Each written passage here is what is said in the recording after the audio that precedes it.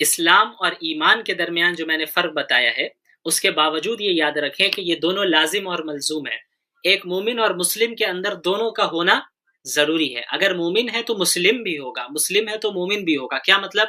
کہ جب دل میں عقیدہ رکھتا ہے اللہ الایمان باللہ و ملائکتہ و کتبہ و رسلہ والیوم الآخر والقدر خیرہ و شرہ، ان تمام چیزوں پر ایمان رکھتا ہے تو نیک اعمال بھی کرنا اس کے لیے ضروری ہے۔ اگر وہ نیک اعمال نہیں کر رہا ہے تو یہ اس بات کی علامت ہے کہ اس کے دل میں ایمان رچا بسا نہیں۔ ایسا ہو نہیں سکتا کہ کسی کے دل میں ایمان راسخ ہو جائے، اس کے دل میں ایمان رچ بس جائے اور وہ ظاہری اعمال نہ کرے۔ ہمارے یہاں بڑا یہ ایک فیشن سا ہو گیا ہے کہ لوگ کہتے ہیں کہ بھئی مومن ہوں، دل سے مسلمان ہوں میں، اور اعمال نہیں ہو پا رہے ہیں تو اللہ ہدایت دے دے، دعا کیجیے اللہ ہدایت دے دے۔ یہ بات وہ اپنے کاروبار کے متعلق نہیں کہیں گے۔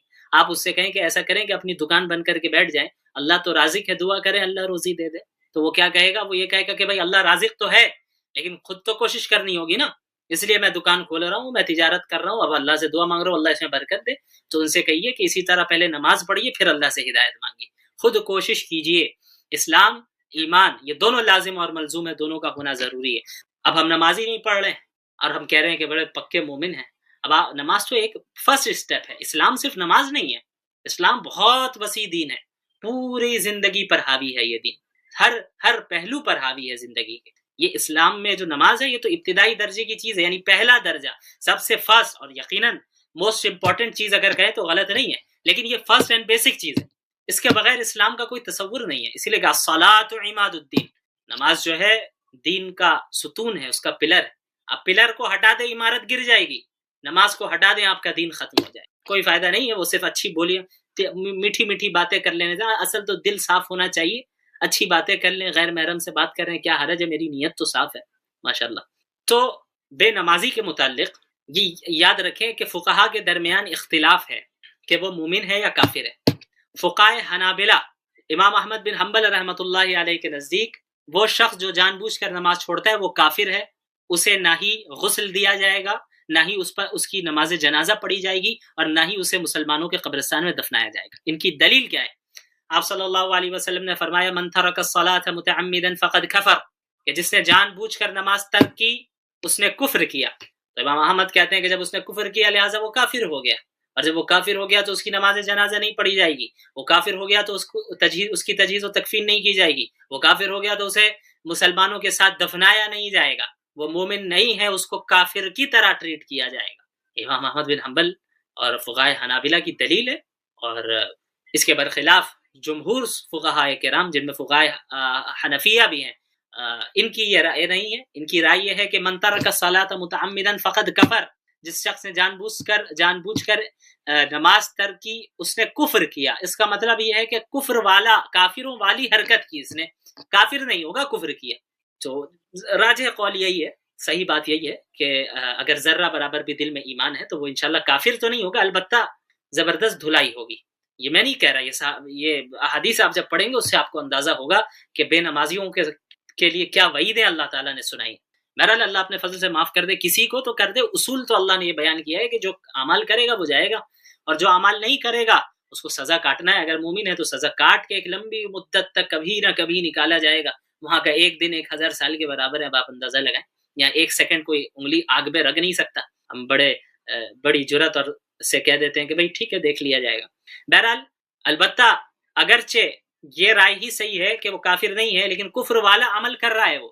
امام لالکائی رحمۃ اللہ علیہ نے فرمایا کہ ایک بے نمازی کی ذلت اور اس کی عار اور اس کی رسوائی کے لیے صرف یہی بات کافی ہے کہ فقہائے کرام کے درمیان اس کے سلسلے میں اختلاف ہے کہ بھئی وہ مسلمان ہے بھی یا کافر۔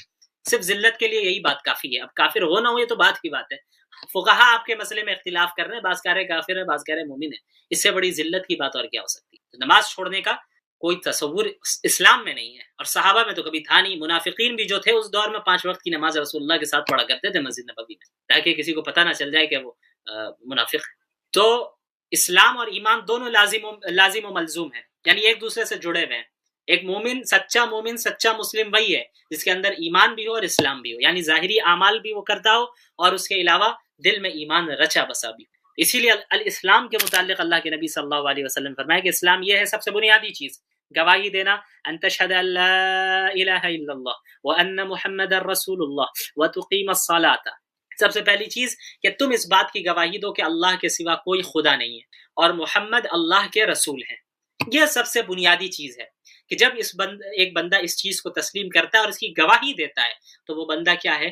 وہ اب اسلام میں داخل ہو جاتا ہے. سب سے پہلی اور بنیادی چیز لا الہ الا اللہ، کوئی خدا نہیں ہے سوائے اللہ کے. اللہ کو تنہا ماننا، اللہ کے ساتھ کسی کو شریک نہیں کہنا. ہمیں معلوم ہونا چاہیے کہ اس طرح کی آزمائش جس سے اس وقت موجودہ زمانے میں امت مسلمہ دوچار ہیں، ایسا نہیں ہے کہ اس طرح کی آزمائش یہ پہلی مرتبہ امت مسلمہ پر آ رہی ہے، یا یہ کہ اللہ کے ماننے والوں پر پہلی مرتبہ اس طرح کی آزمائش آ رہی ہے. بلکہ آپ اگر قرآن کریم کا مطالعہ کریں گے، اللہ کے نبی محمد الرسول اللہ صلی اللہ علیہ وسلم کی احادیث کا مطالعہ کریں گے تو آپ کو معلوم ہوگا کہ پچھلی قوموں کے اوپر بھی اس طرح کی آزمائشیں آئیں جو اللہ کے ماننے والی قوم تھی. ایسی قوم جو انبیاء کی اطاعت کرنے والی تھی، انہیں بھی مصائب سے، مشکلات سے دوچار کیا گیا. یہاں تک کہ خود انبیاء علیہم السلام مصائب اور مشکلات سے دوچار ہوئے، اور محمد الرسول اللہ صلی اللہ علیہ وسلم جو سید الانبیاء ہیں، افضل الانبیاء ہیں، انہیں سب سے زیادہ اس دنیا میں تکلیف پہنچائی گئی. اگر محض ایمان لے آنے کا نتیجہ یہ ہوتا کہ اس دنیا میں بھی مسلمانوں کو کسی طرح کی تکلیف نہ دی جاتی تو اس کے سب سے زیادہ مستحق خود محمد الرسول اللہ صلی اللہ علیہ وعلی آلہ وصحبہ وسلم تھے. لیکن اللہ کے نبی صلی اللہ علیہ وسلم نے کیا فرمایا؟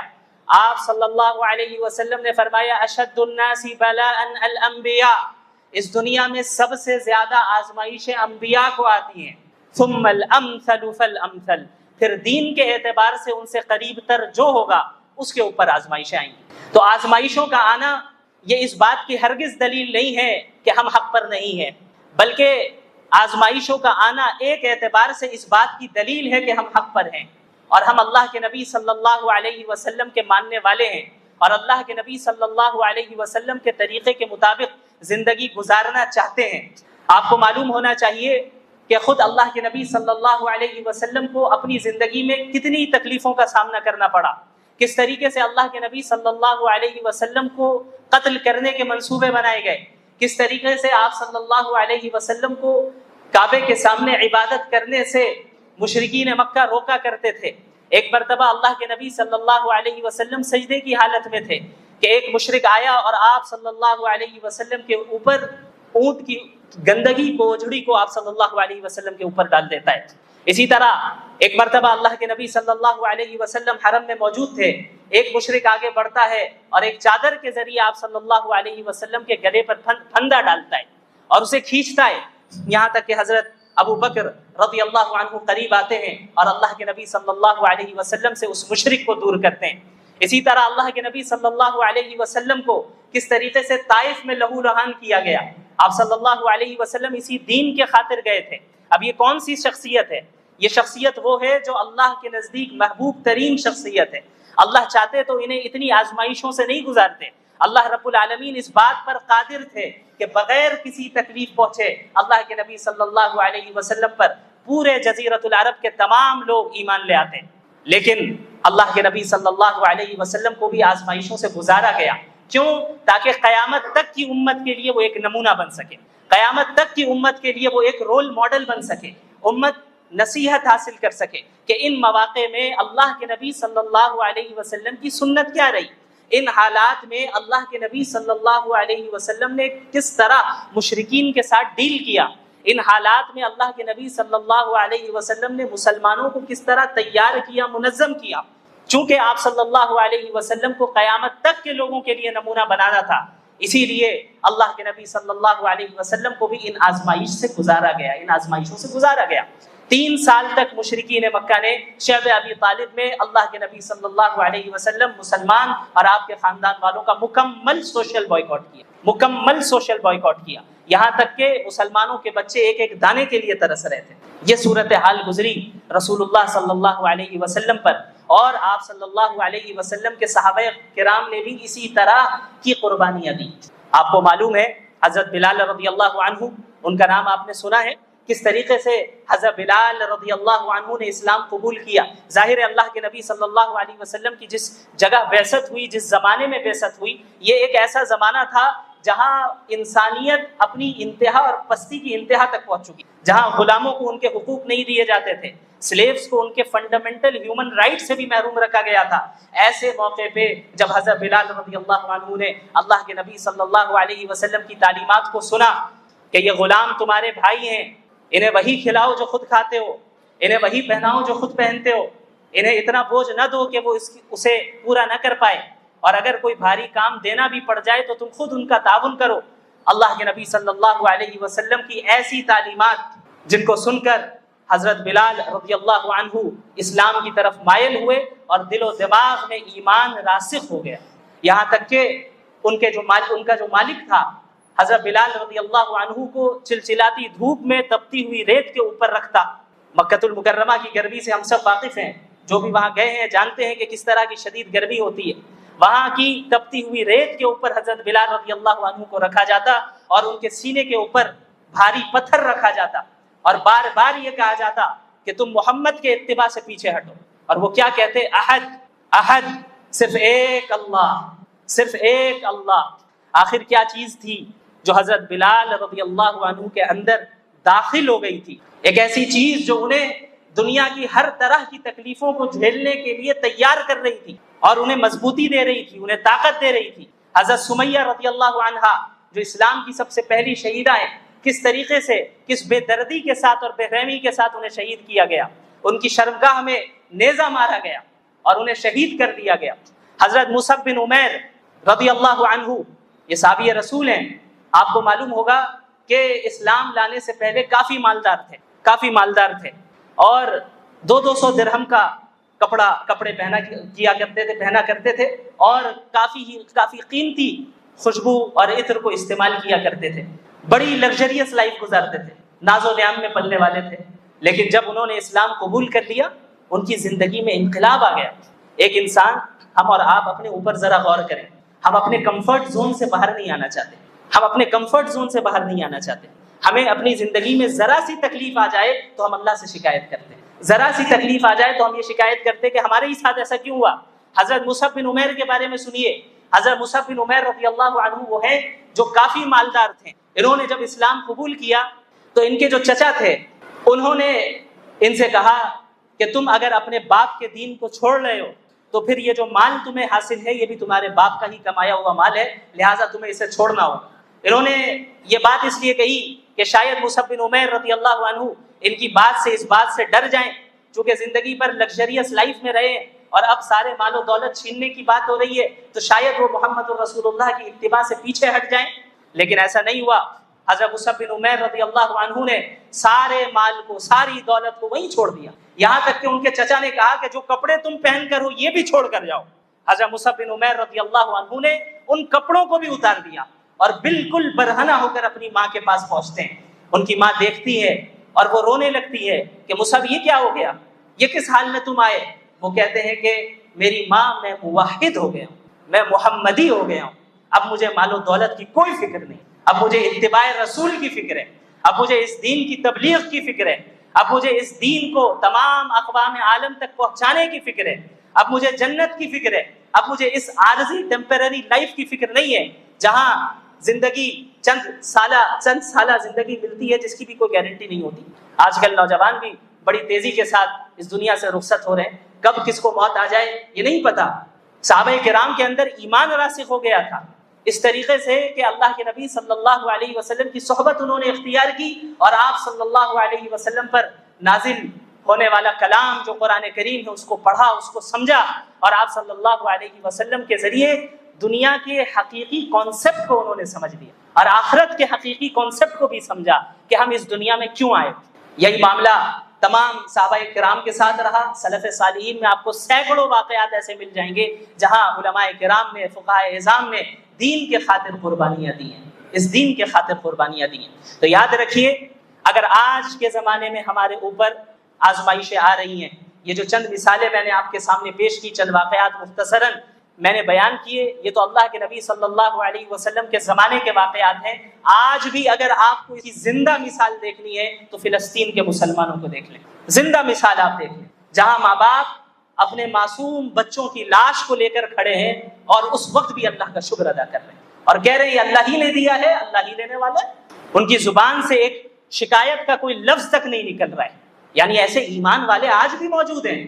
اگر ہم اس طرح نہیں بن پا رہے ہیں تو کمی ہمارے اندر ہے.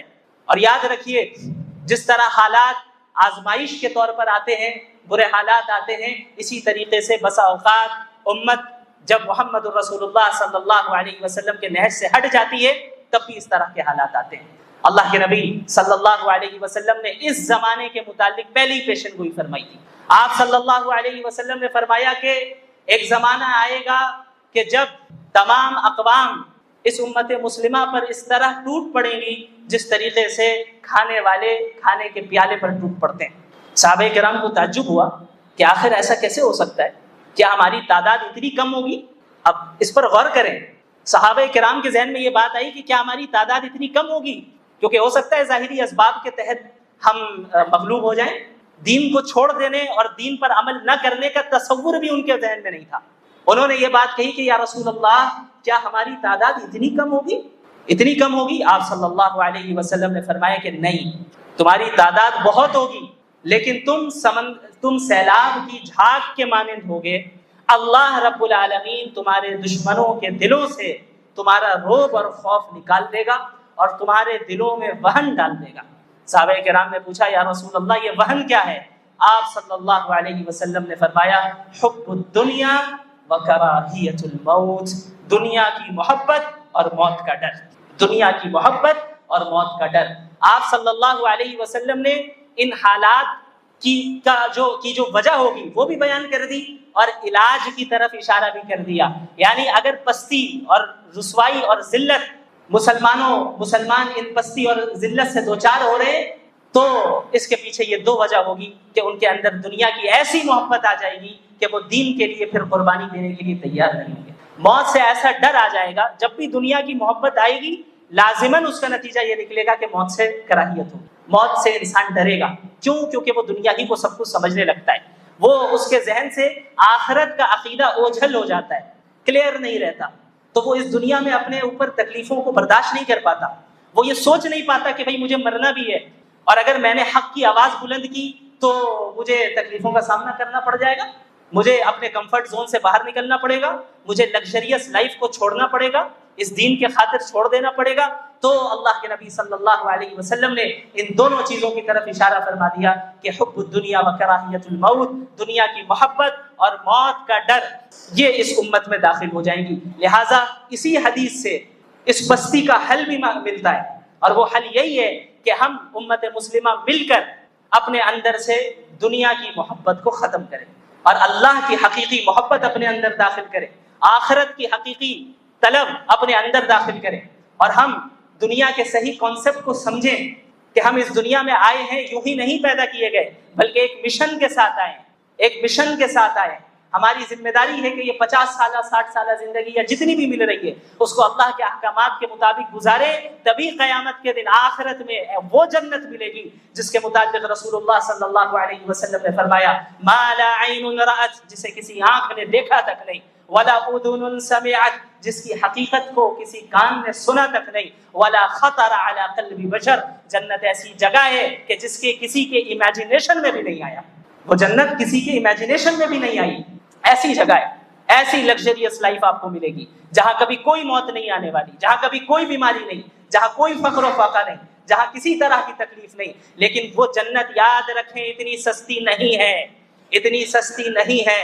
احسب الناس ان يتركوا ان يقولوا آمنا وهم لا يفتنون, کیا لوگوں نے یہ سوچ لیا ہے کہ وہ بس یہ کہہ دیں گے کہ ہم ایمان لے آئیں تو ہم انہیں چھوڑ دیں گے, انہیں یوں ہی چھوڑ دیا جائے گا اور انہیں فتنوں میں اور آزمائشوں میں مبتلا نہیں کیا جائے گا, انہیں جانچا نہیں جائے گا کہ کیا ان کا اقرار صحیح ہے یا غلط ہے. صرف محض کلمہ پڑھ دینے سے جنت مل جائے، ایسا نہیں ہوگا۔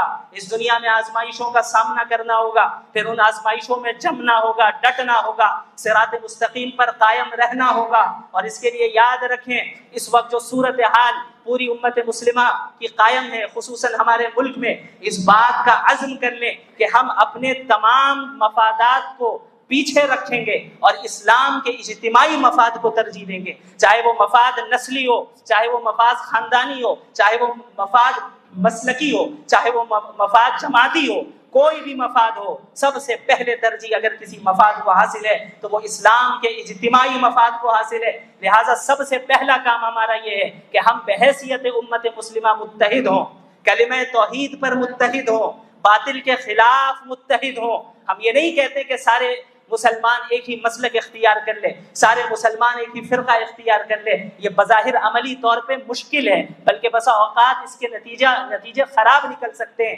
میری دعوت یہ ہے کہ ہم کلمہ توحید پر تو متفق ہو جائیں، ہم باطل کے خلاف تو متحد ہو جائیں۔ اگر ہم نے یہ اتحاد کر لیا اور اللہ اور اس کے رسول کی اطاعت کو اور اللہ اور اس کے رسول کی تعلیمات کو اپنی زندگی میں شامل کر لیا، تو یاد رکھیے دنیا کی کوئی طاقت آپ کا کچھ نہیں بگاڑ سکتی۔ یہ اللہ کا وعدہ ہے، وَأَطِيعُوا اللَّهَ وَرَسُولَهُ وَلَا تَنَازَعُوا فَتَفْشَلُوا وَتَذْهَبَ رِيحُكُمْ وَاصْبِرُوا إِنَّ اللَّهَ مَعَ الصَّابِرِينَ۔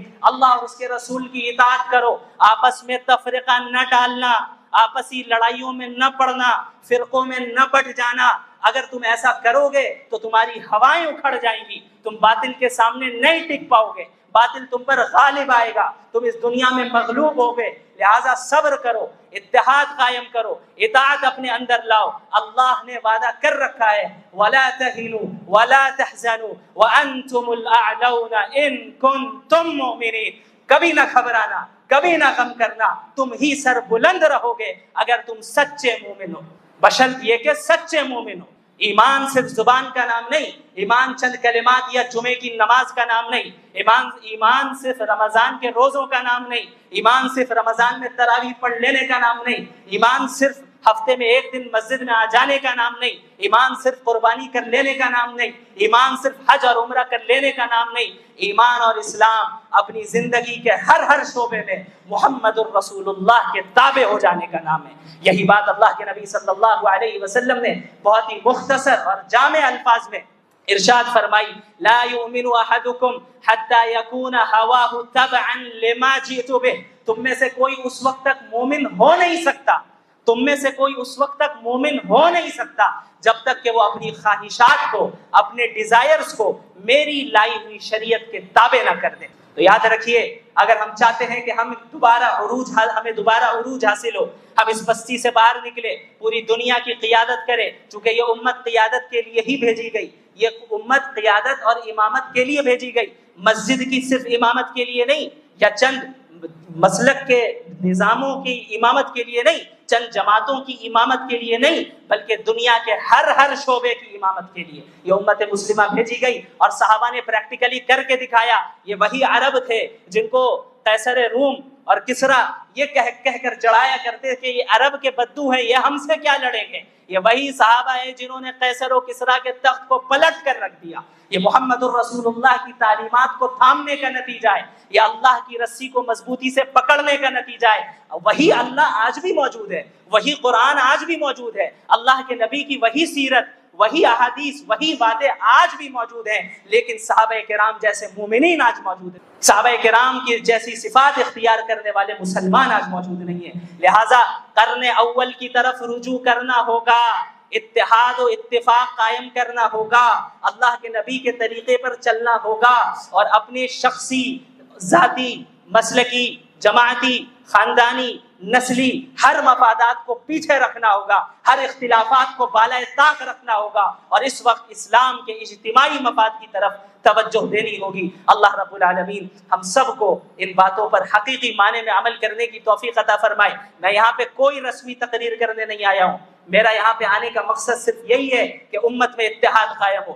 اس طرح کے علماء کرام آپ کو کئی ملیں گے، آپ کو کئی واعظین ملیں گے, کئی مقررین ملیں گے جنہیں آپ ہمیشہ سے سنتے آ رہے ہیں. اسی طرح میں بھی آ گیا, چند باتیں عرض کر دی, آپ سن لیں اور باہر نکل کر پھر اسی طرح میری ان باتوں کو بھلا دیں جس طریقے سے پچھلے 50-60 سال سے بلاتے آ رہے ہیں یا 20-25 سال سے بلاتے آ رہے ہیں. تقریر کو محض ایک ہم نے انٹرٹینمنٹ کا اگر ذریعہ بنا لیا ہے تو یاد رکھیے یہ ہمارے لیے بڑے خطرے کی بات ہے. میں یہاں آپ کی تعریف سننے نہیں آیا, آپ سے داد حاصل کرنے نہیں آیا, آپ سے کوئی مال حاصل کرنے نہیں آیا, آپ سے کسی طرح کا کوئی دنیاوی فائدہ حاصل کرنے نہیں آیا. میں اپنی ذمہ داری پوری کرنے کے لیے آیا ہوں کہ اللہ کے اس بات کو, اللہ کے اس پیغام کو آپ تک پہنچاؤں تاکہ امت مسلمہ ہم سب مل کر متحد ہو کر باطل کا مقابلہ کر سکے.